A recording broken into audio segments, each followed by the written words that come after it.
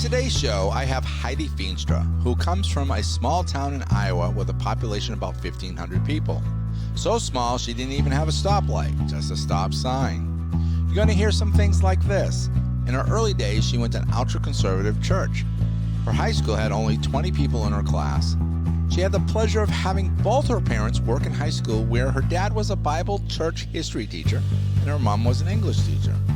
Went to college about an hour away from her hometown. In her life story, you'll find her being called as an intercessor and going on many mission trips around the world. In this podcast, you will hear mostly about Heidi's life and her story.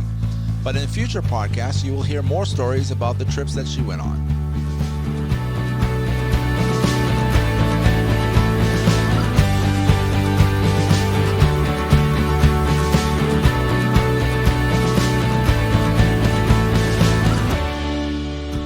Welcome to the Millennium podcast, where we like to encourage the world one story at a time. Now get ready to hear stories from around the world that encourage and uplift you. Now to the show with your host, Kevin James. Hey everybody, my name is Kevin James. I am the host of the Millennium Beat. Today in the studio, I have Heidi Feenstra. Heidi, thank you very much for coming. Yeah, thanks for having me, Kevin. I appreciate it.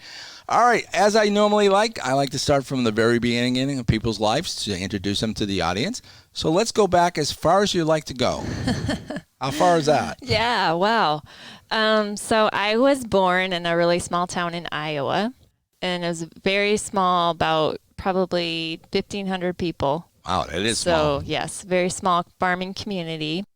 And I have one brother and one sister, and I was the last one to be born, so I was 9 years later. You're the baby. I am the baby. I've seen a lot of them lately. Charlie and Susie are the baby. There you go. So anyway, I would say I had a pretty good childhood because it was such a small town. Everybody was in everybody's business, kind of. It was like a one-stop lights town? Pretty much. There was actually no light. There was no lights. There was a stop sign. Okay. So you didn't even get up to that level. We didn't get a light. You're not big enough. No, not exactly. So my dad actually taught Bible at the high school, and so everybody knew who my dad was. Now, was this a regular high school or a Christian or a Catholic? Yeah, it was a Christian high school. Christian high school. Okay. Yep, it was a Christian high school. So, yeah, anyway, growing up, there was about 20 kids in my class, and it was small. It was very small. And you kind of couldn't get out of, because you're with those same kids like K through 8th grade. Oh, wow. And so you never met other people outside of that.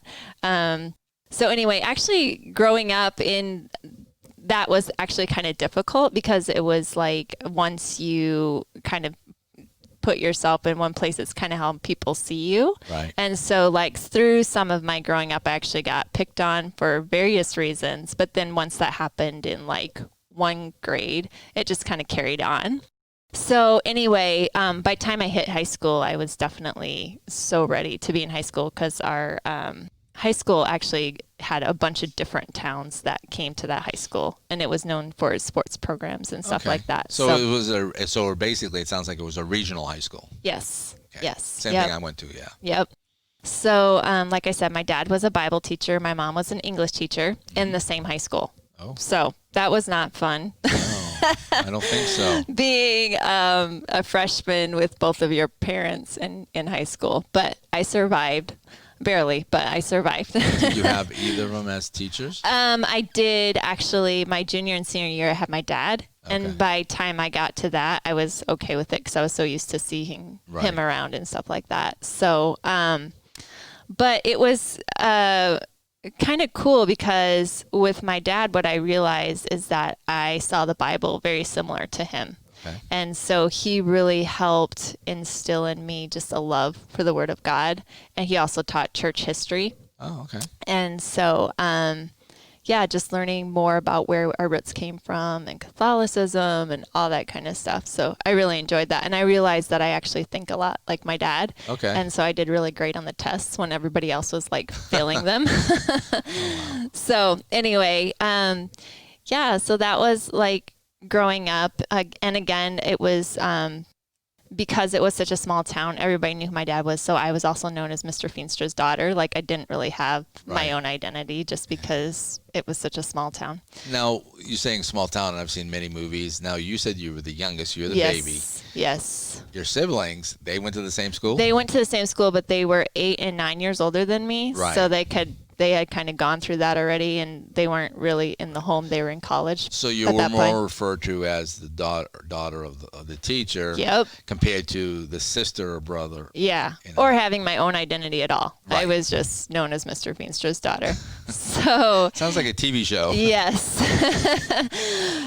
So anyway, I was pretty ready, like after high school, to like just get out of that small town because again, everybody isn't everybody's business. Like even with like speeding tickets, that was in the local newspaper. Oh, wow. So court news, people got divorced, like everything. You didn't even have to gossip, just look at the newspaper. Right. So I was very much ready to get out of a small town. So I went to college about an hour away in Sioux Falls, South Dakota, which is a much bigger city, which was a huge, huge culture shock. Oh, I'm sure. Huge. So I guess I should kind of go back because we're like my relationship with the Lord. Right, yeah. That's probably what we're talking about. So. Well, you know, you grew up and as your father was a Bible teacher. Yeah. So I said, okay, you grew up in a Christian home. Right. But where did Christianity really start in you? Right, right. So for me, it's very strange, but I honestly didn't know that it was possible to not know who Jesus was because there was a church on every corner. I grew up in the church. I was baptized. You know, we went to church every Sunday, twice a week, or twice on a Sunday, morning and evening. No on Wednesday Sundays. night service. No Wednesday night service. Too small of town. Yeah. So, but I always knew that Jesus was real. And I remember like even when I was probably like 5th, 6th grade and I got this devotional from my sister. And my sister played a huge role in my life. I always looked up to my sister. Okay. And she's what, 8 years older? She was 9 years older than me. 9 years older. Yep. And she had actually given me this devotional called Stretch. And I'll never forget, like, I was so excited to get to read. It was just, you know, just a simple devotional with a scripture at the bottom. Okay. And but it just always, Jesus was just so real to me. Right. It was like Jesus was speaking to me even through such a simple devotional. Okay. And I watched her, like, have devotions before she went to bed at night. And I wanted to be just like her. And so it kind of just, it grew from that. And, like, I just feel like throughout my life, like the Lord just would continue to put people in my life that were further along in their faith, and I would want that, and that's what would springboard me. Would stretch you. Yeah. So yeah, I guess, so when I was a sophomore in high school, I went to a convention. It was a young adult convention, Christian convention. Okay. And they had the speaker, and they called it the Life Challenge, but they had a speaker that spoke from the viewpoint of Barabbas. Okay. And how he was just amazed. Obviously, they took a lot of creative license, but he was just amazed that this man would actually be crucified instead of him because of what he did. And the way they made it, it was, you know, it was so personal, like he was actually crucified instead of me being crucified. Right. And in the way that they portrayed it, it just became so real to me, you know. And even though I felt like I was a Christian, I knew who Jesus was, it was at that moment that I was like, no, I want to be sold out. I want to give my life to the Lord completely. Whatever he asked from me, that's what I want to do. And so... and this was how old were you at this time? I was a sophomore in high school. Sophomore high school, okay. Yep. Sophomore somewhere, 15. Probably 15, 16. Yeah. Yep. Yeah. Okay. So that really...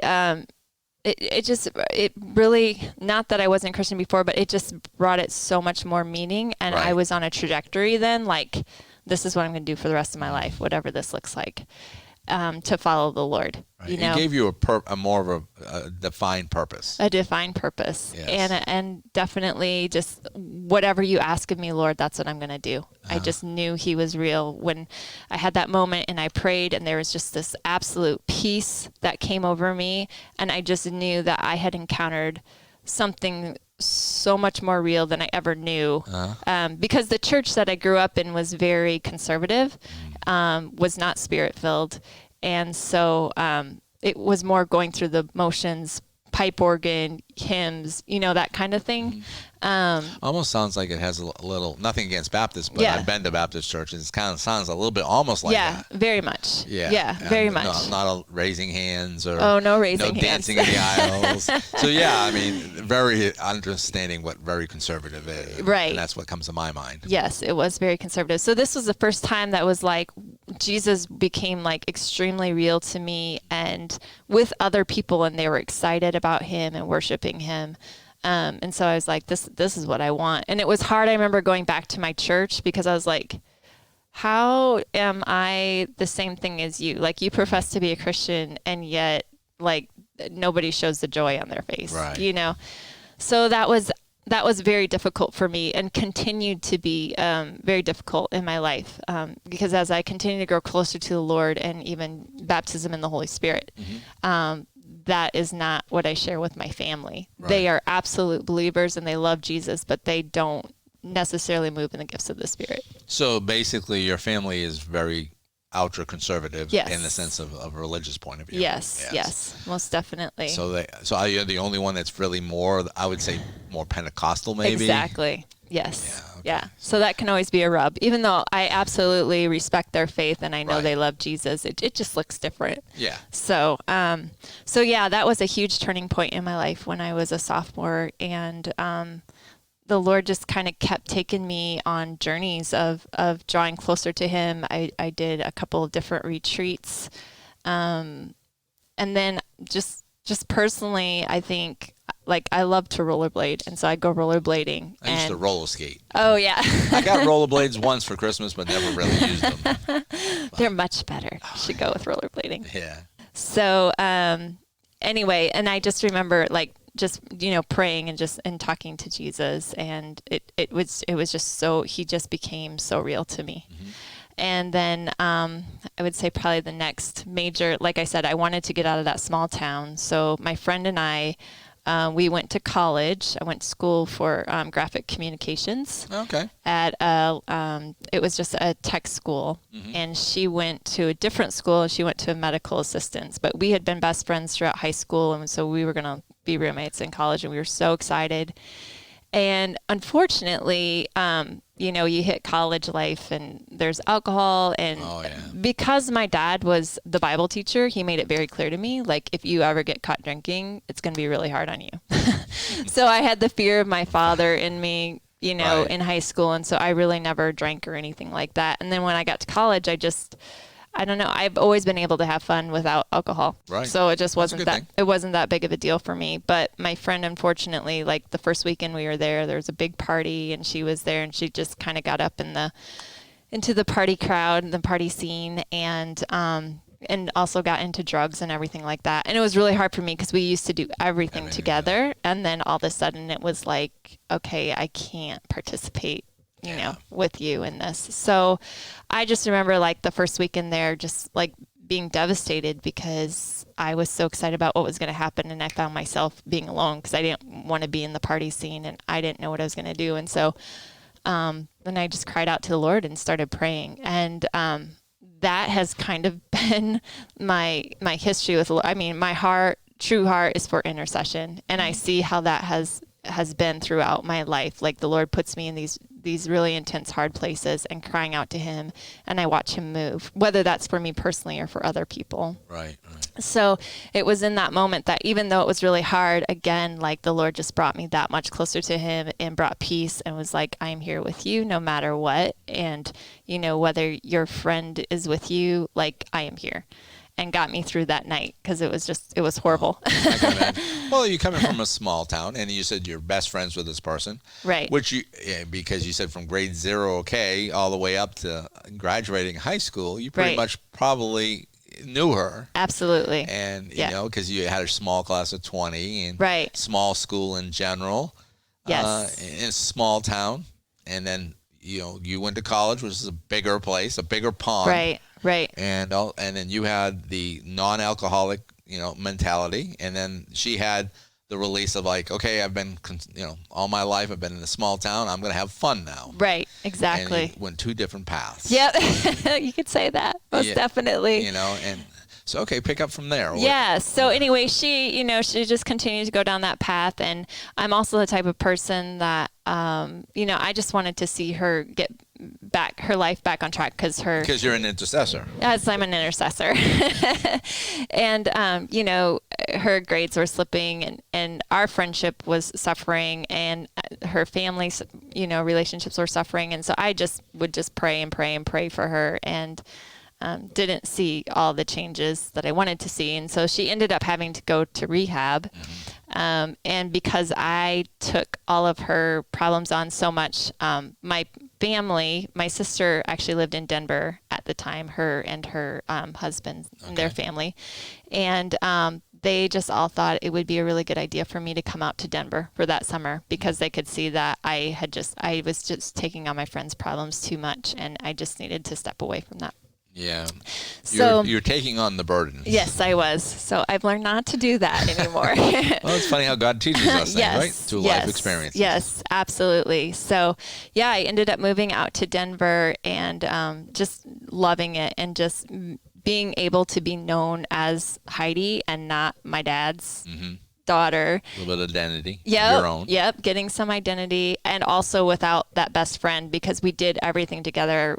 Right. Everybody always expected us to do. Even in the small town, because she went to drug rehab that summer, everybody thought because I was gone, I had gone to drug rehab. Right. Like that was just because we did everything together. So anyway, but it ended up being the best experience of my life to move to Denver. Okay. And I got to just work with other ethnicities and just the Lord just really opened my eyes. I went to a Gen X church at the time, 20s and and just again, he just became so much more real to me. And, just every step of my faith journey, like he just continues to become more real and open up more of who he is and his character, And so it ended up being a great summer, so much so that I went back to Sioux Falls to finish my degree. And then I ended up moving back to Denver.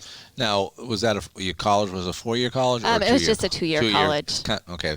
Not a community college, but a 2-year. Similar. Yeah, it was a tech school. Tech school. Yep. So they just really focused on doing graphics and, you did a few other classes, but mostly that was the main focus. So I'm from Massachusetts and we have community colleges like that. We had a school called Mount. I think it was called Mount. Okay. I forget. But it was a 2-year college also. Okay. And it was technical, computer science. If I would have gone there, it would have been computer science. Oh, okay. Okay. I could have been in graphics. I like graphics. Yeah. I went to a technical high school in cabinet making, house carpentry, graphic design, and computer science. Oh, wow. Okay. And I was preferred, which means I could have taken any one of those. Okay. But I chose computer science and I tell my story, and the reason why I took it is my older brother, 6 years older than me. Yeah. He was in college, not in college, but was working in college. And when I was in high school, and he was doing computers, so I said, sure, why not do it? Nice. But I like all those trades. Yeah.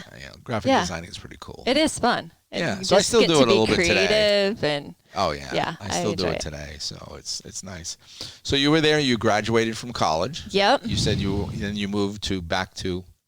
So then I moved to Denver. Denver. Yep, because my sister lived out there, and then she got me hooked up with her church, and so I lived with some people from her church the first year out there. And again, it was just, I was so excited. I mean, well, I was kind of terrified because it's a huge city. No, it's big. So you went from a small city to a medium city to a big city. To a really big city. Because it's Denver, right? Yes. Yeah, Mork and Mindy is the only thing I've ever. Oh, okay.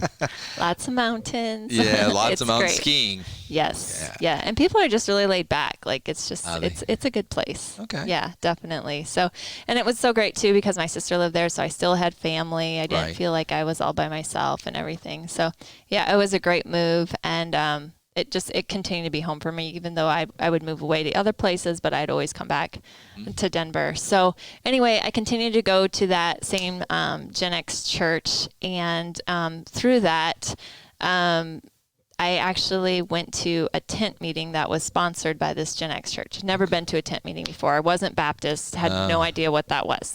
I've only been to one. Reinhard Bunke in Vero Beach. Oh, wow. He was there in Vero Beach, and I went to him. Okay. That's it. That's the only tent meeting I've ever been to. Wow. Yeah. They can be pretty intense. I can imagine. Because I was from the north, so we didn't really have a lot of, tent revival time. I mean, where more of the south does. Yeah. So you went to a tent. Yeah, I went to a tent meeting and didn't really know what I was getting myself into. I just was going because I liked the speaker of that church, and he was going to be speaking on that night. So I went, and then the main guy that started speaking was a missionary from Honduras. Okay. And he started speaking, and he's like, by time I get done tonight, there's going to be somebody, because they were working on having a trip to go to Honduras from that church. And he's like, by time I get done tonight, there's going to be somebody in this tent meeting who's going to come to Honduras with us. I was like, who is this guy, and where's Honduras, and what is this all about? And it was just, I mean, again, it's outside in a white tent, literally. Right. And it was just kind of surreal. And yet I'm listening to this guy, and he's talking about what the Lord is doing in Honduras. He was actually giving a testimony about a prostitute who got radically saved. And it just touched me, and it was so powerful. And I was like, wow, I'd love to experience being overseas and telling people about Jesus. And honestly, I don't know how it happened, but at the end of the meeting, I was at the front of the tent on my face, knowing that I was the one that was going to Honduras with them.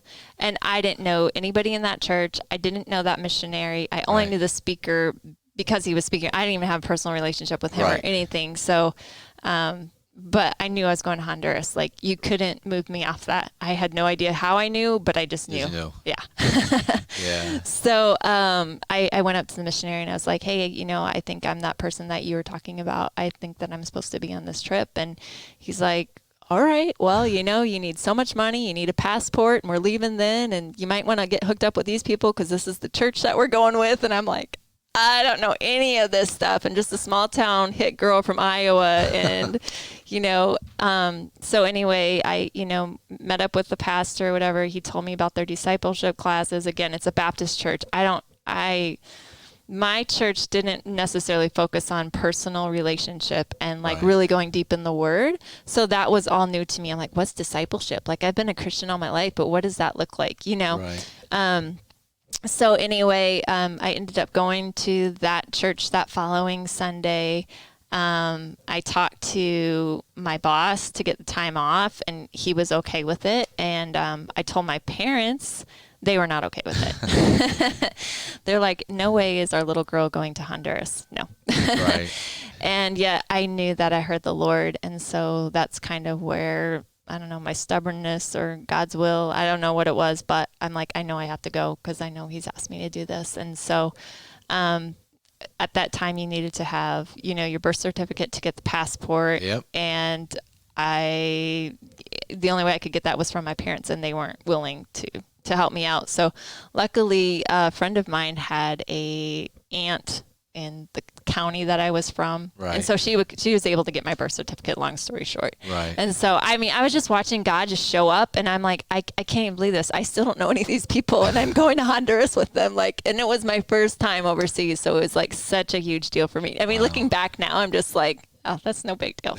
But when you haven't been overseas before, and you're from Iowa, super small town, and all these different things. So anyway, I watched God move, and all the money came in, and, got to know these people a little bit better with meetings to prepare for the trip and stuff like that, and found myself on a plane to Honduras. One question before you go a little further. Yeah. Now, I know that was your first. We'll talk about it over the way, but it just came in my mind that was your first. How many have you been on since then? How many trips? How many missionary trips? Wow. There's been several, probably 10, I'm guessing. Okay. Yeah, probably something like that. I was just thinking about that. So. Yeah. All right. Yeah.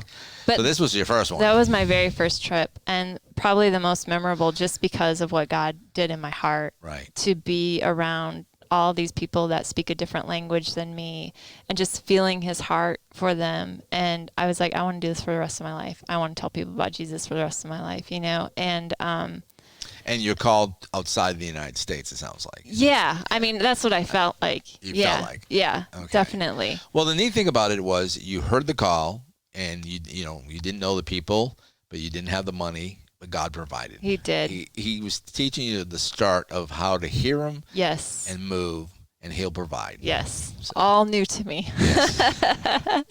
Yes, it was an amazing journey. And the funny thing was, the pastor at this Baptist church, of course, Baptist gets baptized by immersion, right? And so he had come to me and he's like, because he knew I had a conservative background and I had gotten baptized as a baby. And, you know, at that time, it wasn't any big thing to me or whatever. But he's like, so when are you going to get baptized? You know, and I'm like, I've been baptized, you know, like it doesn't matter. And, but anyway, he just kind of kept bugging me about it. And finally I just kind of got rude. And I was like, you know, I don't need to be baptized. I was baptized as a baby. I'm good, you know? And I went up to my room and just this deep conviction hit me. And the Lord was like, what if I want you to get baptized? What if I want this to just be another step in your journey with me and a step of obedience, you know? And so I was like, seriously? Really?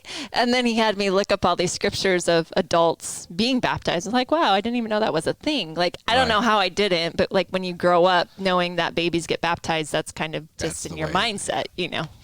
So anyway, it was really cool. I ended up getting baptized in the swimming pool under the Honduras sky. Oh, wow. And I will never forget that because one of the girls that was on our team, she's like, I took this white dress along and she's like, I just really feel like you're supposed to wear it for your baptism. And so I was like, all right, you know, but I mean, it was just so cool to just see how even just a small detail like that God lined up. And that girl was like from Texas, you know, so it was just fun watching God move. But again, like we showed some movies just about, you know, learning to know about Jesus and like the Jesus film type stuff and just seeing people come to know Jesus for the first time. It was so powerful. And then we would knock on their doors and ask them, do you know who Jesus is? And we watched so many people give their lives to the Lord. And it was just unlike anything I've ever done before, you know? And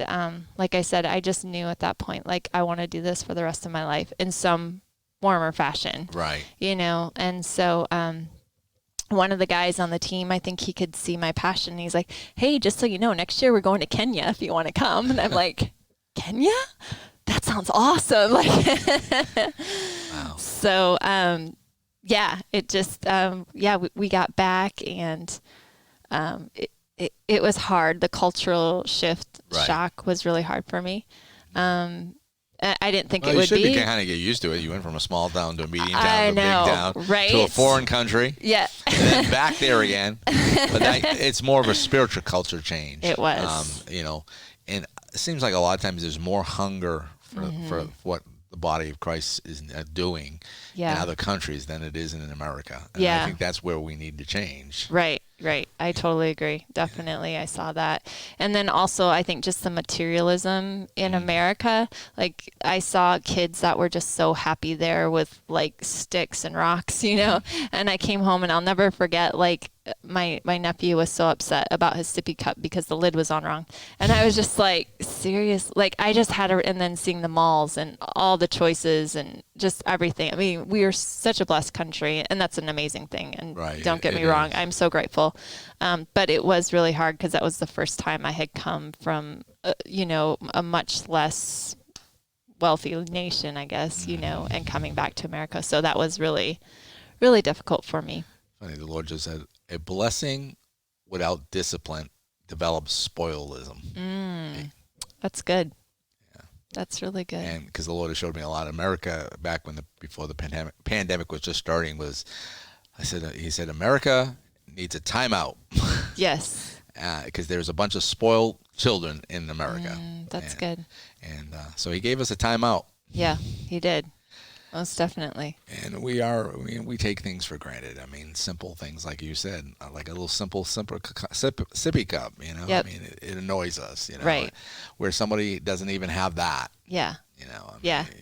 And you just saw the simple joy, you know, just of being alive. And so often I think the more things that you have, the more distractions that you have to get to the things that actually matter. So. Well, it takes your mind. It would. I'm thinking of the word, but distracted from the main call, what God has called us to Right. is watch TV, read the Bible. In some countries, or you don't even have TV, so if you have a Bible, that's what you do. Yeah. So we in America have too many things that distract us. Yeah. And excuses to not do what we need to do. Right. So. Right. Very true. So you're back now. You're kind of getting back into the culture of the United States. How long was it from that trip to your? Okay, let's go back this way. What did you do after you got back from that trip? So, yeah, I mean, I had a graphics job, so that's what I was doing. So you went back to? Yep. But I also joined the prayer ministry team of our church, and that really, again, put me on a trajectory of this is what I want to do for. Like I was always doing that, but to have words for it, and to be in a team and to hear the Lord in a corporate setting. Was so profound to me. I didn't know that prayer could look like that. And so the Lord really showed me, like, that's who I am, that you are an intercessor, and this is who I've called you to be. And, like, no matter what you do for the rest of your life, like, this is always going to be a part of your life. And that has just continued to grow and to grow and to grow. Well, isn't that the heart of Jesus? Because what's he doing at the right hand of the Father right now? He's interceding for us. Yeah, so you're in his image. Yes. As an interceder. Yeah, very true. So, then the next trip, I did end up going to Kenya. Okay. And that was a little bit of a harder trip for me because just the smells, and they don't wear any deodorant there. And just a lot of people in a small area, and like we would travel about 2 hours to get back into the bush to tell people about Jesus for the first time. And so it was super intense, and I get car sick really easily. So I was just praying every trip that we took, like, just don't let me throw up, God, please don't let me throw up. So he answered my prayer every time. Oh, that's so it was good. It was good. That was good.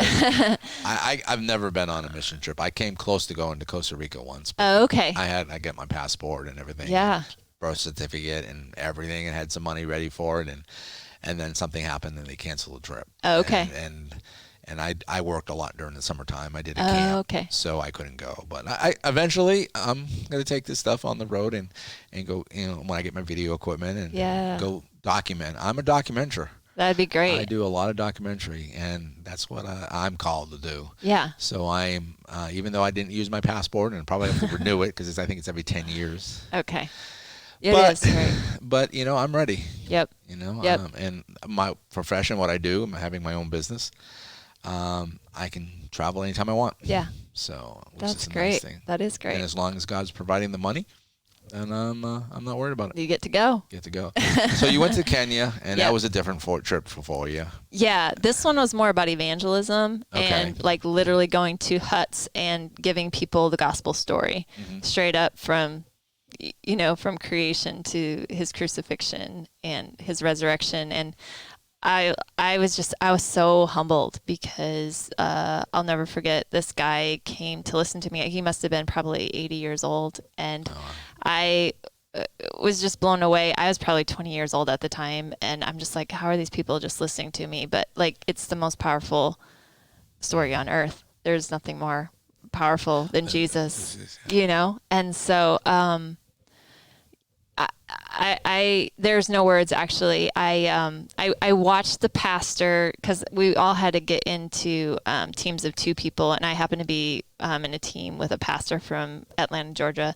Okay. And I listened to him, like, kind of give the gospel message, and then like I was just on my face because I was just praying for the people to be able to receive and that it would fall on good soil. Basically. Yeah, I was interceding because that's what I do. Yeah, that's right. And then he was like, all right, now it's your turn. And I'm like, excuse me, what? Yeah. Like, I'm not a stage person. Like, I can't, but I knew that I had to. And so, yeah, I started talking, and I was just amazed because the people were hanging on every word that I was saying, because they had never heard the story before. They never heard about Jesus before. And so I remember I got to the end where it was like Jesus died, and then all of a sudden my mind went blank, and I was like, I don't remember what happens next, you know. Jesus died. He rose. Yeah, exactly. Like that's the most important part of the story.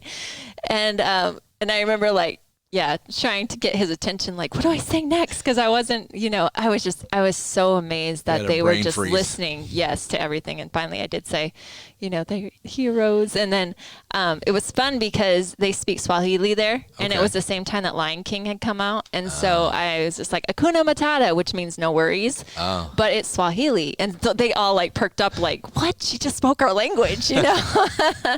So it's like, yeah, heaven is Hakuna Matata, no worries, you know? And so, and then people gave their lives to the Lord. And the 80-year-old actually talked to us later on, and he had a dream that somebody was going to share good news with him the next day, and that he needed to be in the place at that time. And he just knew that it just happened to be me, but that I got to give that story, that I was the answer to that dream, to that prayer. So yeah, from very early on in missions, just the Lord just, you know, he just has this amazing way of knowing how to get to each person's heart. Like it's really true. Like nobody is too far from the Lord, you know, and to get to be used in that way was just amazing. So from Kenya, you went back to your job again. And went back to my job again. So I did a lot of, I call myself like a marketplace cross-cultural missionary, because I was like, anywhere I'll I use that on your profile on the picture. Yeah. I'll remember this in the recording and write that down. That's how I'm going to describe you.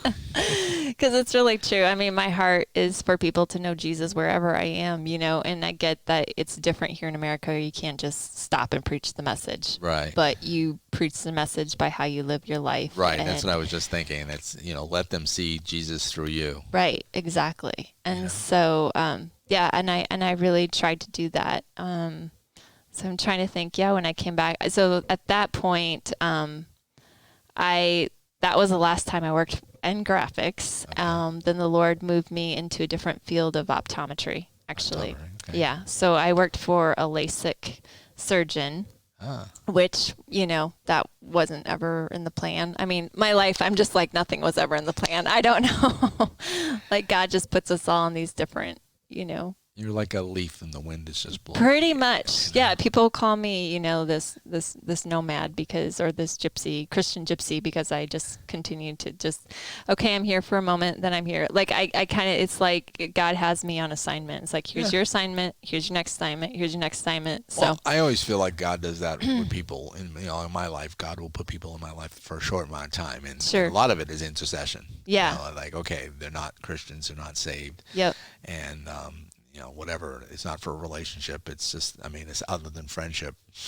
You know, there's a purpose. Yeah. You're the angel or Jesus in flesh. Yes. Yes. You know, so very true. So you're optometry. So you're doing that now. Yes. So, all right, where do you go from there? So then, I did that for a couple of years. Honestly, the trip to Kenya was a little bit more difficult than what I expected. Right. It was amazing, but the cultural piece was really hard for me, and I felt like I just kind of had to back away from missions for a season.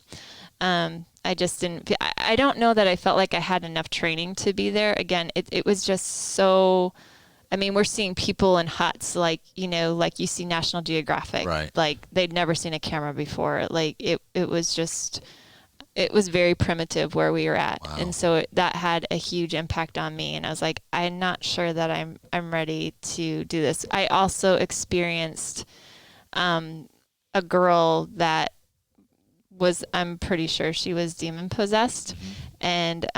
And being in a Baptist church, they don't necessarily believe in that.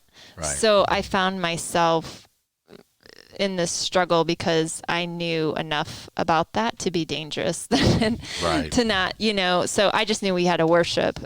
So, you know, I just led people in worship, but it was, you know, that country is very dark spiritually. And so, like I said, I'm just like, I just need to step back from missions for a little bit. So, and then, so I worked for this laser surgeon for a while. He was very well known. He was actually a Jewish man, so I prayed for him all the time too, and I actually got to have the LASIK surgery myself, and it was just amazing because I was super blind, and now I'm not. That's a good thing. I know was qualified for it, but it was expensive. Yes. Years ago. Yes, it was very expensive. I had a friend of mine that had it done. Her name was Christina. She worked for not TBN, CBN. Oh, sure. Yep. Regional University and stuff like that. So they gave her we'll do one eye, you can do the other. So they get half off. That's nice. She took advantage of it. Yes, absolutely. Yeah. Well, and I was the poster child, so I got it for free because I worked the front desk. So wouldn't have been looking good if someone coming in for surgery was wearing glasses. Exactly. So that worked out pretty well. And again, I just prayed for my coworkers a lot. I ended up, one of my best friends came from that office, and she really wasn't a believer or anything. And, through the time that we spent together, she actually later on ended up accepting Jesus into her life. Wow. And it was actually on my birthday, which was such an amazing birthday gift because I remember calling her up and she was just really struggling. And I just, was talking to her about Jesus, and she's like, yeah, that's nice. That's good for you. And I'm like, but it's for you too, And, right. So I ended up praying with her to receive Jesus. And, sometimes you're like, I don't know if that was real or not. Like with her, it was absolutely real, and her life changed because of it. So like I said, I just think wherever God puts you, you just have no idea, the ministry opportunities that are there, the people that need to see Jesus, So. Okay. So you kind of taking a break from the mission field. Yep. You're back working for the doctor. Yep. And from there, you were doing some ministry work in person. What's going on from that point? I mean, how long was there the dry season in the sense of missionary work?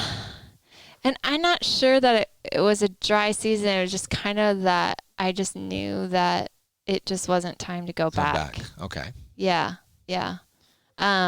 So then, I was continuing to go to this Gen X church. Mm-hmm.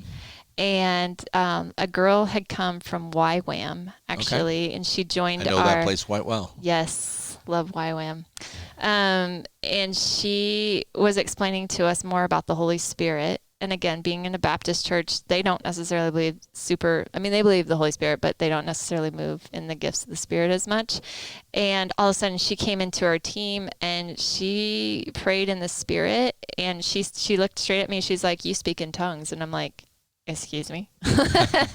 First of all, what does that mean exactly? And no, I don't.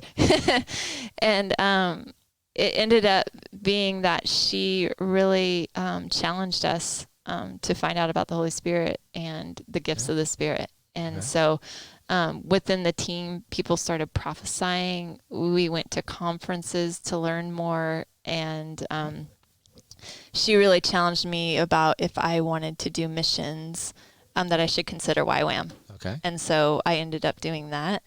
Okay. And YWAM where? YWAM was in Australia. Okay. Queensland, Australia. And it was called Reef to Outback.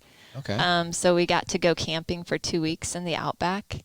And it was an amazing experience. But the sweetest thing I always think was on Valentine's Day, before I actually went, I got my acceptance from YWAM that I was accepted to go to the Australia. base. Yeah. Okay, yeah. cool. And it was on Valentine's Day. So I always like, Lord, what's my Valentine's Day presents? Because, that's what you have a precedent here. And this is what, because he's such a personal God with us, he just loves us so much. And so, that was huge. And I think it was scary for my family. It was the first time I was going to be traveling by myself.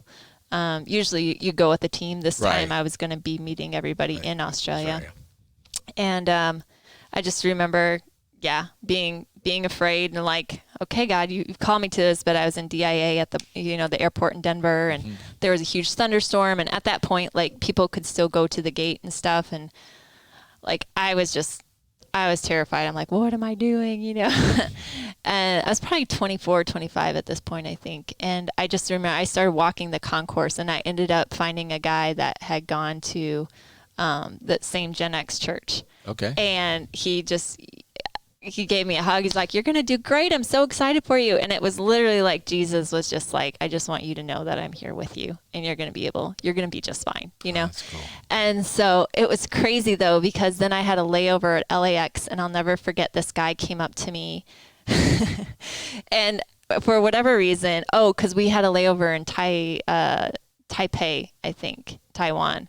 And so there's all these Asian people. Right. And then this white guy comes up to me and like literally we're the only like Caucasian people. Everybody else is Asian. And he came up to me. He's like, so you going to Australia? And I'm like, okay, weird. How the heck did you just know that? You know? And he's like, yeah, you're going to Australia and you're going with YWAM, right? And I'm like, okay, now you're really freaking me out. How do you know these things, you know? And then it ended up being that he was actually from that base and he was flying there as well, from Canada.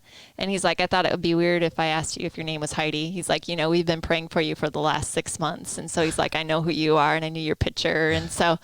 And it was so great because it ended up being that he had the exact same trip to Australia as I did, even up to the bus ride and everything. So it was like the Lord just kind of put him in my path and it's like, here you go. I'm going to give you an angel so that you don't have to, you know, navigate this on your own, which I was so grateful for because you just never know, you know, when you get in foreign countries and Oh yeah. there's all kinds of variables that you have to go through. So, yeah, so God totally took care of me, and that just began the springboard of, I think, again, you know, I'm such an intercessor, and God just would continue to deepen my relationship with him, and learn how to trust him more, you know, and, so as a YWAM, one of their biggest things is hearing the voice of God, and I was just amazed how clearly I was hearing the voice of God, because when you're with, you know, 50, 60 people that all want that and everybody's praying for that, like the Lord is just like, you know, right on that, you know, he's drawn to that. And so it definitely is growing you from the small town to where you are right now. Yes, absolutely. There's a lot of changes. Yes, a lot of changes. A lot of growth. Yep, a lot of growth, a lot of adventure. Yeah. So how long were you at YWAM for? So I was there for 5.5 months. Oh, 5.5 months. Yep. Okay. And then it was in that time, though, that 9/11 happened, actually.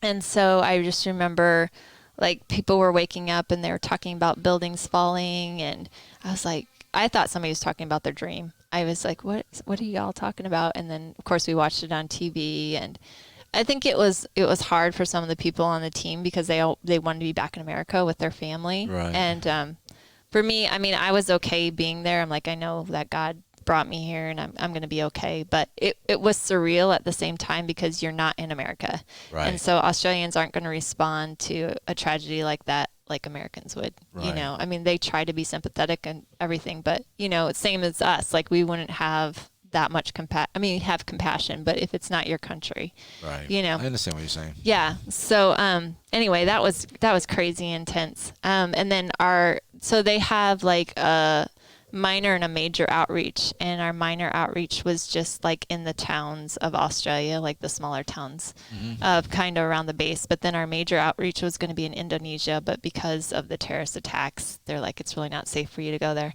So we went to a number of different islands around Australia. So that was our outreach. And again, it was just our outreach was called Worship, Intercession, Warfare. Okay. And so again, God just really like deepened that in me and like caused me to even lead out in some areas, and just watching him move, how he would direct like what towns to go to, what people to speak to, because when you do outreach, a lot of times with YWAM, they don't actually have a whole lot set up. Like they're like, okay, this is where we're going to stay this night. This is where we're going to stay. Like it's a lot of it's faith and just trusting God. Right. And so it was so fun because like just watching God show up, and again, just knowing he's such a personal God and he's never just going to leave you hanging. You know, it completely changed how I saw God, and just continued to grow my faith. Right. You know, so yeah, it was a really, really great experience for me. Plus, you're surrounded by all these other countries that are learning about God at the same time, and your heart is just growing for the nations more and more and more, you know. So it was yeah, it was just awesome. And then we went to, I remember going to Fiji, and we had to climb this mountain that was like, people are like, you don't go up there, like that's Satan's territory or whatever. And we're, again, like 25, 26, I guess. We're just like, well, Lord told us to go up there. We're going up there. Like there was just no fear. And I just think that the Lord gives you so much grace sometimes when you really don't have a clue what you're doing. And we went up to this place and just worshiped, and they hadn't had rain on that island for a long time. And the Lord just brought this like downpour. Like we got down from the mountain, and then it just like was this downpour, and everybody was just amazed that it was raining. And I mean, we were just worshiping and just declaring God's greatness over the island, you know, and stuff like that. So yeah, just seeing that happen, and then also just seeing breakthrough for people, because a lot of YWAM too is just your personal relationship with the Lord, and forgiveness, you know, when you hold things in, and just seeing people get set free from so much. And I was just amazed because I was actually one of the older people on the trip. And so seeing these young kids like come right out of high school and what they had gone through, I was just blown away. And I know like now that's like several years ago, so I can't even imagine what, you know, some of these young people are going through. But anyway, just watching God show up for them, you know, in power. And yeah, it was a really great experience. So you said you were there for 5.5 months? 5.5 months. All right. Yep. So now you go back to the doctor again? Did I go back to the doctor? Yes, I did. Okay. So yep. So you're now there. So yep. Yeah. So it was crazy because I would like go do missions, and then I'd come back, and then go do missions and come back. And I was actually at that LASIK place 3 different times. They kept hiring me back. You know, that just shows you how God is. You know, he says, okay, I want you to do something, but I'm working. Well, do it. And then he took care of it. Yeah. You know, because a lot of times you would say, okay, I'm not going to have a job when I get back, you know. Right. And God said, nope, I got it covered. I got it covered. Got it covered. So you go back there again. You work there for a while. Yep. I worked there for a while. And yeah, let's see what happened after that. I ended up moving to Colorado Springs, which is only only like an hour away from Denver. A major church there is called New Life Church. It's a mega church, and again, that was I was going to a class there called Experiencing the Holy Spirit, and again, the Lord was just taking me deeper in the gifts of the Spirit, and I'm always just amazed because I'm like, the layers of the Spirit is just. You know, you think you understand it, and then it's like, oh no, here's a whole other realm, like, you know, and so it's like the angels around the throne. Yes, with the eyes. There's absolutely. many aspects of God. Yes, constantly being revealed. Yes, that's so true. So he's giving you a taste of that. Yes. So it was at that time that the Lord really opened up my heart towards the Middle East. Okay. And I got to go to Turkey for the first time. Oh, wow. And I hadn't been on, probably since Australia. It was probably, I don't know, a few years after that. So I had always wanted to go back, but I couldn't. Mm-hmm. The Lord never opened the door. Right. So anyway, I went to Turkey, and it just, again, like for me, I always just like, I have a heart for people, but I have a heart for the land. I love to be in the land and just pray for the people in the land, but the whole nation of Turkey to come to know the Lord, you know? And so I would just pace the balcony and just pray and pray and pray, and just believing for God's revival in that land. And it, you know, it's a desert there, and like just seeing water and know that God was going to bring spiritual water into that land, and just believing that. We were there for about 6 weeks, and it was about we went with a team called the Caleb Project. They don't exist any longer, but we went under the auspices of intercultural study tours. And so we would go into every area of society, whether it be religious. So the one man that was on our team, he would go to the mosque, or we would go, to see the women and what they do in their small groups, or go to the little shops. and just find out the whole culture, not just about Christianity. Right. And because we were there to help the missionaries have fresh eyes for the people, like what's most important to the people. And if you were to start a church, like, can you have men and women together and all these different things? So they sent us in as a team. And the reason we were called Caleb Project, because they wanted us to just be fresh eyes and see everything for the first time. Like for the first 2 weeks, we didn't even get an interpreter. It's like, you just need to go out and meet people and use the broken Turkish that you know and tell us what you think, you know. And but it was amazing, again, because God, divine appointments. And we met this family in the park, I'll never forget. And they invited us into their home. And it was so funny because we were trying to use our broken Turkish and our little phrase book, and like, yeah, communication was not so great. And then finally 2 weeks later, then they actually gave us an interpreter, and we found out like we were miscommunicating all over the place. Well, I think today's a little easier with modern technology because we have now on your phone, you have an app that you can actually speak and it will translate into other languages. Yes. That would have been very nice. I can imagine. But they say the fastest way to learn a new language is go in and just do that. Yeah. You go in and you have to learn the words for bathroom and water or store or whatever. Right. You know? Yeah, that's so true. You have to learn it because if you don't, nothing will happen. Yeah, it's very true. So, so it really just knit my heart to Turkey, I think, because we were so involved with the culture. It wasn't like you're just here to see things. Like, you actually get to be with the people. You get to hear their stories. And I think it was hard for me because one of the things that we heard was that the men, well, they expected their wives to be virgins.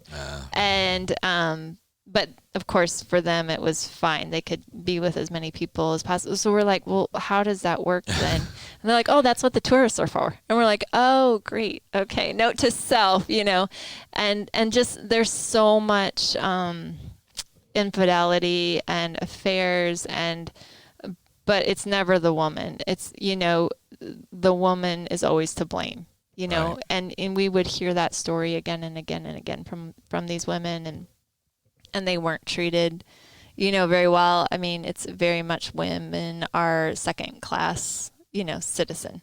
And so, and then, you know, just seeing them covered, like it was just so eye-opening to me because they have this whole world under that covering. You know, you only see their eyes, but they're these amazing, amazing women and so strong, you know, and, again, just really knit my heart to these people and broke my heart for the men because like that's just how they're brought up, you know, like they're just doing generationally what they've seen. And when you serve a God like Allah, who there is no love and it's all about submission, and, you know, you can't expect a culture to produce love out of that, you know, and yet they're the most hospitable people, you know. And so, yeah, I absolutely love Turkey, and I was there for about 6 weeks. So I was good there, you know, for a good chunk of time, and I really wanted to go back. And it seems like God would do that to me. He was like, he put me in a place like, oh, I really want to go back. And then he's like, maybe someday, you know. But he says, okay, you want there, but I have over here a plan for you.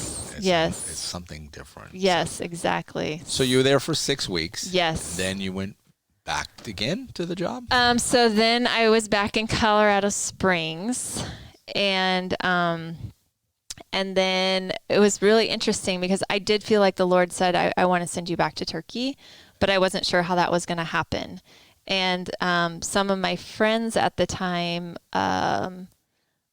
they were going to be doing a church plant actually here in Orlando. And they just said, we really want you to come to one of our meetings so that you can be praying for us, because they were going to be leaving soon. Right. They knew that you were an intercessor. And they knew I was an intercessor. So I was like, sure, yeah, no problem. I'll come check it out, whatever. Didn't think anything of it. And, you know, I get back from the meeting and I was like, yeah, that was great. And I'm super excited for you guys. And then I was, you know, really praying like, okay, what am I doing next? You know, I'm back at the LASIK place again, but I have this huge heart for Turkey. And so do I need to raise support? Is that what God is saying, to go back to Turkey? Or, I just wasn't sure. So I ended up doing a 3-day fast, and I get to the end of the fast, and so clearly I hear the Lord say, "You're moving to Orlando." And I'm like, "What? Orlando? Like, that's not even on the agenda." Like, Right.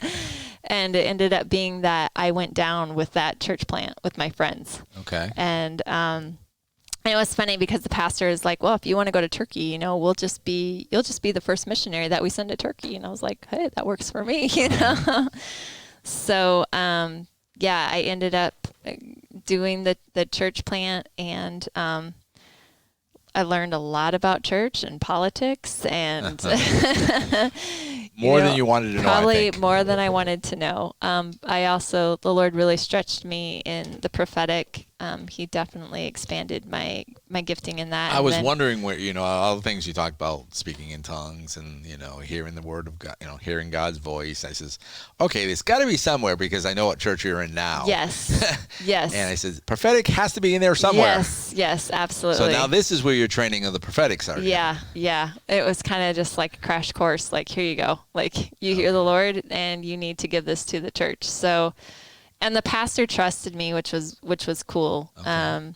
When I got down there, I'm like, yeah, I'll just do whatever, because I didn't think I was going to be there very long. Right. So, then the person that was going to be leading the prayer ended up not leading the prayer, and so he came to me. He's like, "I know you have a heart for intercession." He's like, "What do you feel about being our prayer coordinator for the church?" I'm like, am I qualified for that? Like, I don't know. Like, God seems to just like throw me in the deep end. Like, right. just swim. Just swim. Yep. You got this, So, so I ended up doing that, and I absolutely loved it. Just poured myself into it. The pastor was from Nigeria, and he very much believed in the power of prayer. And so we would have prayer every Thursday night, and then we would do one long prayer session, like 3 or 4 hours, the first Friday of every month.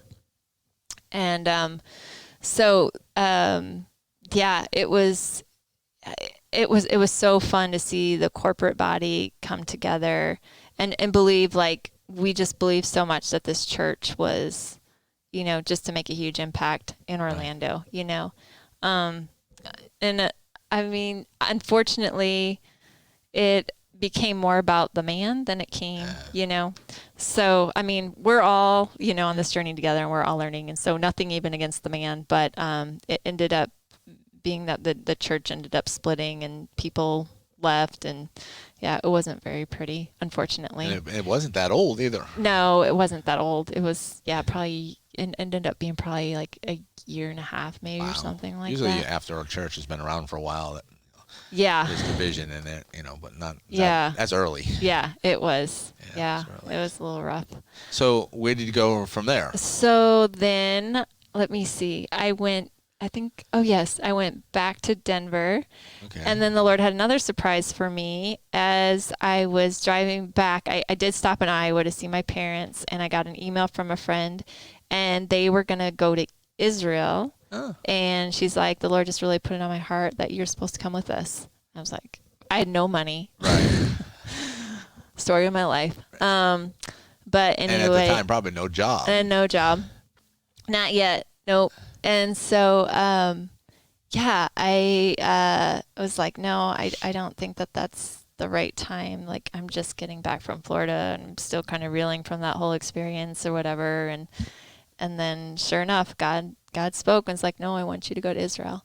Okay. And so I went to Israel with that mega church or whatever, and it was amazing because we got to see all the different ministries in Israel, and just being there was just amazing. But again, my heart is so for people. Like, I just love being in relationship with people. So I love the land, and I love hearing the stories and everything. But like, when we actually, let me back up a little bit. So we went to Germany first. Okay. We went to Dachau and to Munich, and I just seeing those concentration camps, that was just it was rough. But the cool thing was, on the ground there were these rocks, and they were gray rocks, and they had white crisscross in them, and it looked like the cross. And it was like, again, it's just God's redemption in these dark places, but that those rocks were there when that concentration camp was actually running, so it was like he was trying to get to his people even in the midst of that. And then I remember, like, with our team, the Lord said that you're going to see signs and wonders on this trip. And we went in a time where there was not supposed to be any kind of snow or precipitation in it, for sure, in Germany. And we got to the area where the crematorium was, and it was kind of eerie at first because it started snowing just real lightly. But it felt like it was almost the flesh of the people rising up, and you just got this overwhelming sense of this is what it really looked like. And then pretty soon, there was just this downpour of snow and white and just covered the ground. And the Lord, was just like, though your sins are like scarlet, I'm going to make them as white as wool. And it was just so profound the way that the snow covered everything in that purity, in that holiness. I think of Pastor Charlie in his book, Baptism of Innocence. And, that was it was just so profound, because to be in such a dark place, and yet the Lord, I think he looks at everything so differently. He can redeem anything, and so that was just really powerful. And then, of course, meeting people in Germany, and then we go into Israel after that, and seeing people in Israel that still have the tattoo from those concentration camps. Oh, wow. And after being there, you're just like, it's just, and that's when the Lord just really knit my heart with Israel and the Jewish people. So in Turkey, it was the Muslims, and now in Israel, it's the Jews. And I had no idea what he was putting together at that point, but he was really just giving me a heart for the whole Middle East. Right. So, Israel was, I just love the people there so much. Being at the side of the temple, praying there, actually meeting people, having dinner with them, and hearing their stories, or of their parents or grandparents, or how they came to know the Lord. Because, they don't really look kindly upon Jews that turn to Jesus in Israel, Messianic Jews, because it's kind of like selling your soul to not to the devil, but it's looked down upon, definitely.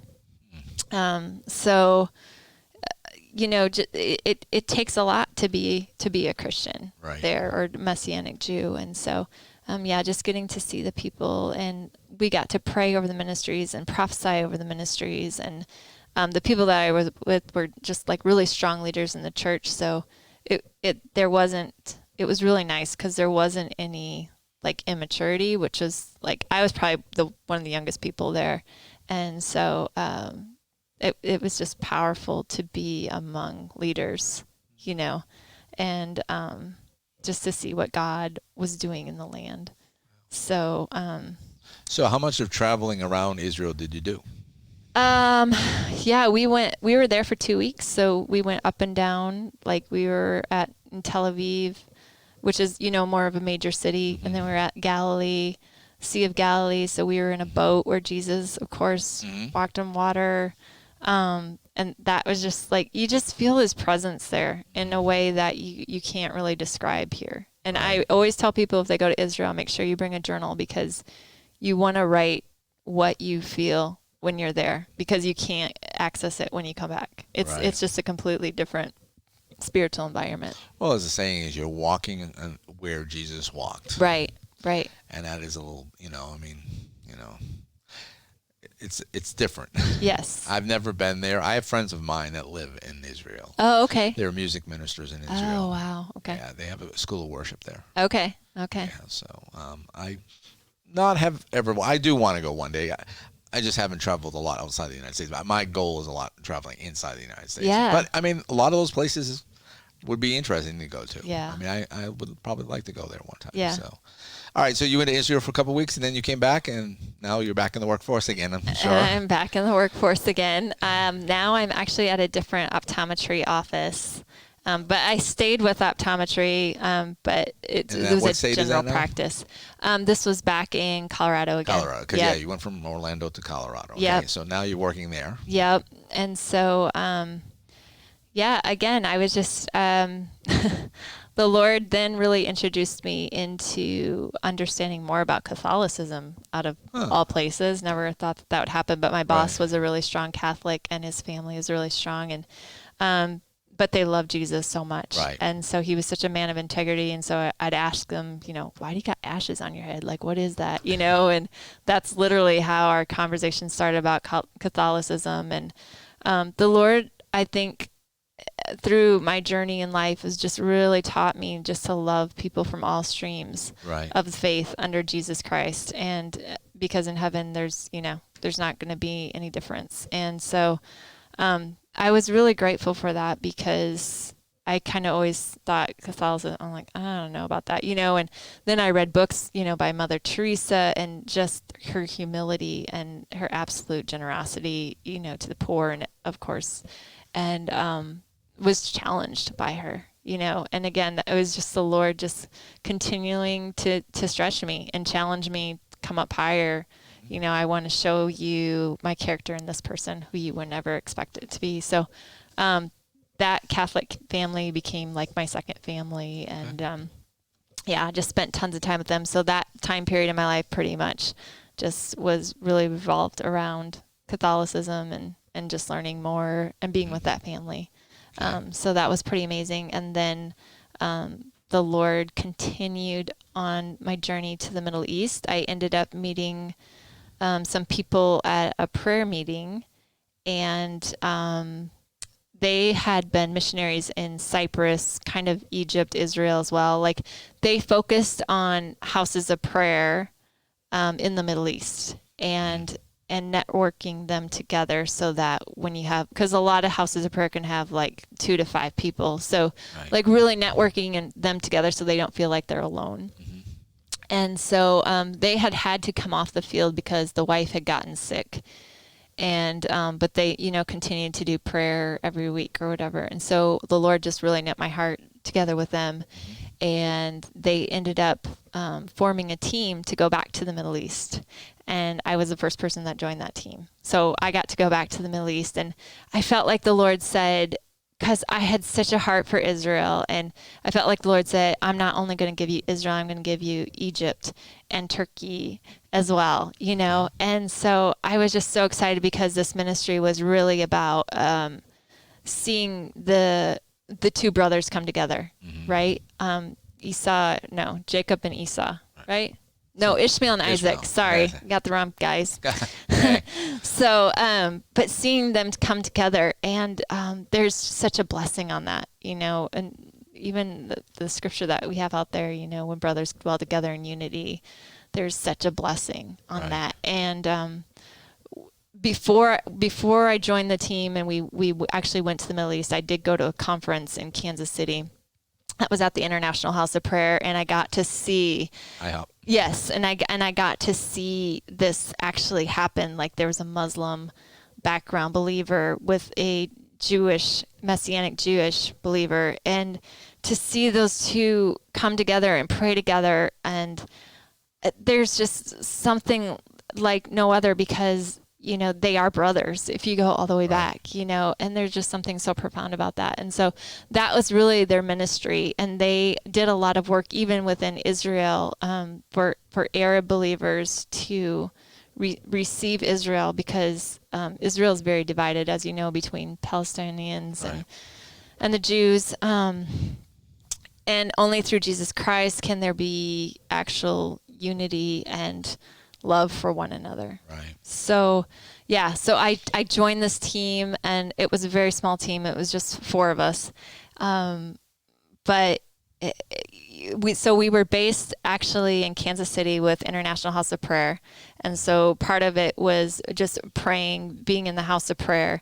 And then we would take trips into the Middle East and help really, network with them and just strengthen the relationships between the houses of prayer. And we'd also put on conferences with the different houses of prayer. And so to just really build those relationships strong, because if you don't have that, it's really hard to function without those strong relationships. And so they were called the Lighthouse Network, and they still do that today. And now there's, I don't even know the number of houses of prayer in the Middle East. There's so many of them. But the coolest thing is, I think, about the house of prayer. So it was like God actually, he put missions and prayer together for me, you know, and the coolest thing about the house of prayer is you can go to the darkest places on the earth and still have worship and still have prayer, and that changes the atmosphere, right. You know, and I found like that's really where my heart is. It's not just intercession. It's not just worship. It's not just evangelism. Like, it's all three, you know, and to see that can happen through the house of prayer. So it was like the Lord, I'm just amazed. It's like he just puts these puzzle pieces together and he's like, this is what I'm calling you to. And so I got to be with their ministry for about a year and a half. And again, we just took several trips, you know, into Cyprus, Jordan, Egypt, Israel. And it was all about just strengthening relationships and growing deeper in the house of prayer and challenging one another and just seeing atmospheres change in these nations. It's just, you know, people are always like, oh, you need, you know, a ton of people to change something. And through prayer, like if you have faith with two people, like God can move. And it's just profound how the houses of prayer continue to grow and continue. Like I know, like, you know, you think of the Middle East, you think of Hezbollah, you think of ISIS and all these different things, and yet God is moving. And there's so many, you're talking about miracles, like there's so many miracles of people that have visions of the man in white, you know, and they're meeting Jesus in their dreams. And then they meet somebody and like, hey, have you heard about Jesus? You know, it's like, actually, I just met him in my dream last night. I mean, they don't even document those things anymore because it happens on such a common level. I mean, it happens all the time. And the Lord is moving so powerfully in the Middle East. So anyway, that was just, I felt like the Lord just put everything together for me when I, you know, got to work with them. That's cool. So on your journey, you've, you know, been doing trips to the Middle East. Where are you going from there? Where has God taken you from there? Where has God taken me? Where's the path? So for me right now, I think he has really shown me that wherever I am, because my heart is truly, I love to play on the piano, love to worship. And so I feel like he's like, wherever you go, I'm making you a house of prayer. Cool. All right, so we can kind of wrap this up a little bit.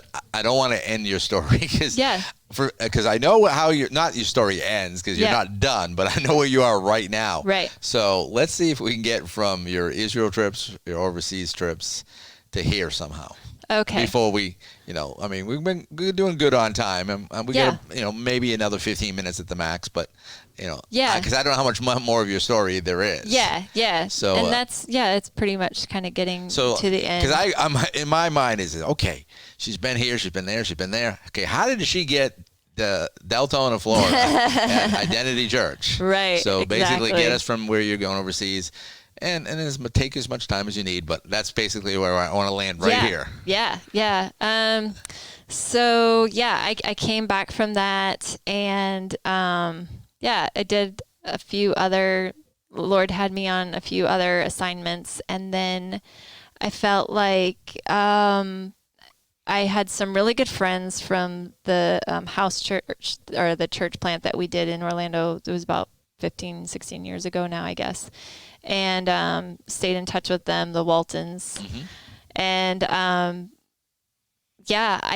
came out to visit them, and was just actually blown away by the church, by the Identity Church. And I had never seen a church that moved in the Spirit and just completely surrendered to the time. I'll never forget, Elder Rodney had said, at one of the services that I was at, he said, "Woe to the clock watcher," or something like that. And I was just like, this is amazing. Because he was basically saying we just need to keep worshiping, you know? And I was like, oh, I'm home. And yet I still lived in Colorado. And so I just, you know, I kept watching it online. And then little by little, I just really felt like the Lord was calling me back to Orlando. And it was actually a little bit difficult because that church plant experience wasn't the best experience for me. So I wasn't as excited. I had a little bit of trepidation about coming back, but I just knew that the Lord was asking me to come. And I knew that the Lord had just shown himself so powerfully, even in the midst of some really difficult times. I watched him move so much through prayer, just by being prayer coordinator at that church and stuff like that. So I was like, well, if this is where you want me to go, I guess this is where we're going to go. And so I quit my job, and everybody thought I was crazy because it was the best job I've ever had since college. And, left my sister, and she was like, what are you doing? But it obviously wasn't the first time, so they were kind of used to it. And I got here, and again, like just going with the Lord, like saying, I want everywhere you are to be a house of prayer. When I ended up with the Boltons, like the Lord said, I don't want you to look for a job. I want you to intercede. I want you to intercede for this nation. I want you to intercede for the church in this nation. And I had no idea what was coming, of course. And the Lord just really had me on my face every day. And one of the scriptures, he said, woe to those who call evil good and good evil. And just really for the church to rise up in its true calling as the bride of Christ. And so I did. I prayed, and the Waltons were so kind to me. They're just like, you just have to do whatever the Lord's asking you to do. And it ended up being this incredibly intense process, of praying and worshiping, but just my heart just growing in that, And then to end the story, how the Lord was so kind to me, because after that, I hadn't been working, so I didn't have the finances. He supernaturally provided for me and allowed me to go back to the Middle East to another conference and to bless the people that I had worked with several years before. And it was, Turkey and Israel and Iraq and Jordan and Iran, and just to hear their stories again, and just to see how God continues his work, and it's expanding and it's growing. And knowing now that, like, whether I am in the Middle East or whether I'm here, like moving in the power of the Spirit through worship, through the house of prayer, even if it's just one or two people, it has a profound impact on the Middle East. And so that's what I've been doing. I'm hooked up with several intercession watches for the Middle East. And I know that it's making a difference. And so the Lord's really showing me, like, it's by my Spirit. It's not necessarily where your feet are planted. It's by my Spirit. And so, like, I still get to have an impact on the Middle East. So that's where I'm at, and continue to have an incredible heart for the Middle East. So we'll see where God brings me. So in closing, where do you think God is kind of leading you? Because not that he picks you up and moves you quite often, but he has in some sense. I've moved 24 times since college. So, okay, yes. that is a lot. Yeah.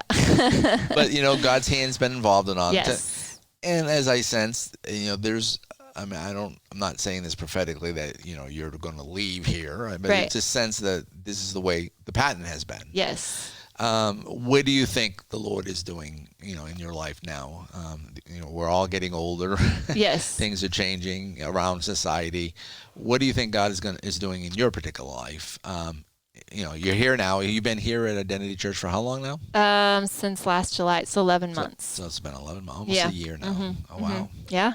Yeah, as I'm always working, so I don't really pay attention to it. People just come in and they just, I couldn't even tell you exactly when you started doing your singing on the band. But so what do you just kind of think? What do you really, God has kind of put a little spark somewhere? What's he doing a little bit in your head? Even in the church body here, just because you're blooming where you're planted, and you're right now planted here. What's he doing in your life here at Identity that could affect this church, but all the other churches in other parts of the world? Yeah. Like I said, I think I definitely have a heart for the global body of Christ, and how that plays out here, being on the worship team, like just really praying with Stephanie and Anthony and, Pastor Mike and the others, Tristan, before we go up there, like really what is the heartbeat of the Lord, and being able to express that here. And then, like I said, when I go back home, like I have my keyboard set up in my living room, and I just really feel like the Lord is like, I want this to be my sanctuary. And in that, knowing that he can take me anywhere in the world, and I can pray for anything through the power of the Spirit. That's and I just really feel like he's expanding me in that, to just completely take off all boundaries, and to know again that it doesn't necessarily matter where my feet are planted. It matters to be in the Spirit, and to, because like I said, I'm, just praying with these different watches. Like I'm praying with this girl from Afghanistan who is like completely, she's putting herself in danger. She's this covered woman. And she's underground, in Afghanistan, and with COVID, it's huge in the Middle East too, which is crazy. It's different. Like there's, I don't know. It just seems like there's more cases there, but of course some of that's media and stuff too. So, but anyway, just to know, like, prayer is not just here, like in the Spirit, it can be anywhere. And I think that the Lord just continues to expand me in that. So I'm absolutely willing and ready to go wherever he asks me to go. I feel like he's just expanding worship in me and intercession in me, and just really, really at this moment, like really praying for America and for the Bride of Christ to rise up, because that's what really needs to happen here. So I feel like he almost has kind of shifted me a little bit in terms of the Middle East, to like, okay, we really need to focus on America and the Bride of Christ here, because we need to get some fat and not be so anemic, So also, we need to stop drinking milk and get some meat. Absolutely, that would be really, really good. That's cool. Awesome, interesting life. You've been all over the place. Yes. I'm very, very grateful. I've been up and down the East Coast, and but that's pretty much about it. And I think, as far as Arizona once and Texas once, but other than that, I'm just an East Coast mill. So let's close. I'll give you a second, and usually I'll think about a theme or something like that. But I'm going to do this is I'm going to pull from your background and different things. We'll just take a second of silence, and I can edit this. I want you to think, and I want you to see what God really wants you, because you're so diverse on your prayer, and stuff. So let's just take a second. I'll pause. Whenever you're ready, whatever the Lord puts in your brain, it could be a country, it could be America, it could be anything. Okay. So God, I just, I ask for the global Bride of Christ right now, Lord Jesus. God, that you have so much in your heart for the Bride of Christ, and your desire is that we would be equally yoked to you. God, that we would be so passionate to be willing to lay down our lives for you corporately, all of us together, not just one or two here. So God, I ask for that, whether we ever have to give up our lives, that we would be willing, Lord, across the board, and that we would put down our differences and really be able to see the Spirit in one another and love one another and become one. That prayer that you prayed so long ago, that we would be one as you and the Father and the Spirit are one. That is my heart's cry for the Bride of Christ globally, that we would come to that place. In Jesus' name, amen. Amen. Hey, everybody. You've been listening to the Millennium Beat with your host, Kevin James. I've been sitting down with Heidi. Heidi, thank you very much for joining us in the studio time. Thank you. Everybody else, we'll see you next week. Thanks for tuning in today to the Millennium Beat podcast. I hope you heard something that was encouraging to you. We'd like to hear from you with your story, so write us at stories@themillenniumbeat.com or give us a call at 407-624-9957 and leave us a voicemail. You may also find us on social media, Facebook, Twitter, Instagram, and we have a YouTube channel. Please like us and share us with your friends. You may also go to our website at themillenniumbeat.com, and you'll find our podcast and our YouTube video. You also may find a calendar there with past and future guests and dates and times. Plus, another way for you to contact us with your stories or questions. This has been a Millennium Beat LLC production, copyright 2020. Views and opinions of the guest are not always the views and opinions of the Millennium Beat LLC. You've been listening to the Millennium Beat with your host, Kevin James. I'm going to give you a little snippet of a show called Family Matters with your host, Paul Kindle. If you want to hear more shows like that, go to KindleFamilyNetwork.com. Once again, I'd like to thank Paul Kendall for the use of his show. Welcome to Family Matters, a daily look inside the real world of parents and their children. I'm your host, Paul Kendall.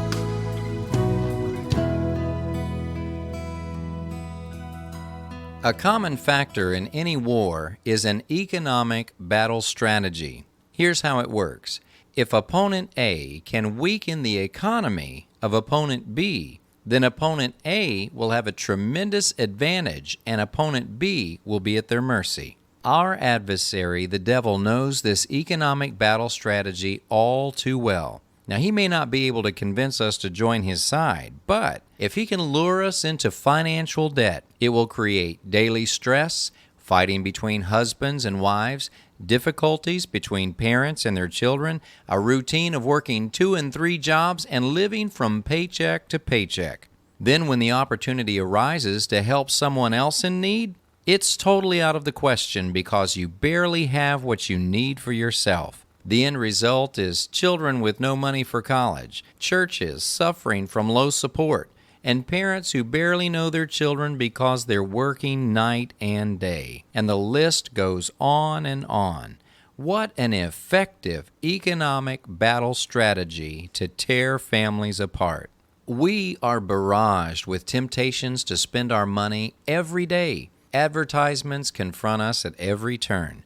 You can't read the newspaper or watch television without being blitzed by at least a dozen ads. But advertising is not the culprit here. There's nothing wrong with companies advertising their products and services. That's actually how most media is financed. The culprit here is you.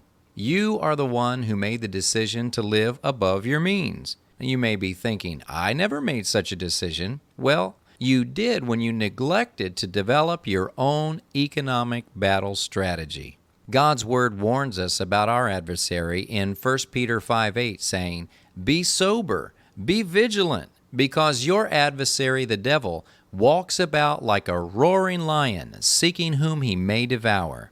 If this roaring lion is eating up your finances a paycheck at a time, draw a line in the sand today and say no more. Then sit down with your spouse and begin to develop your own economic battle strategy. Don't let the enemy weaken your family by controlling your finances another day. Pray and ask God for help and wisdom. He'll make you a great general in the war on finances. That's Family Matters. I'm Paul Kendall. For more Family Matters and a free copy of our budget guide, log on to ZionTabernacle.com.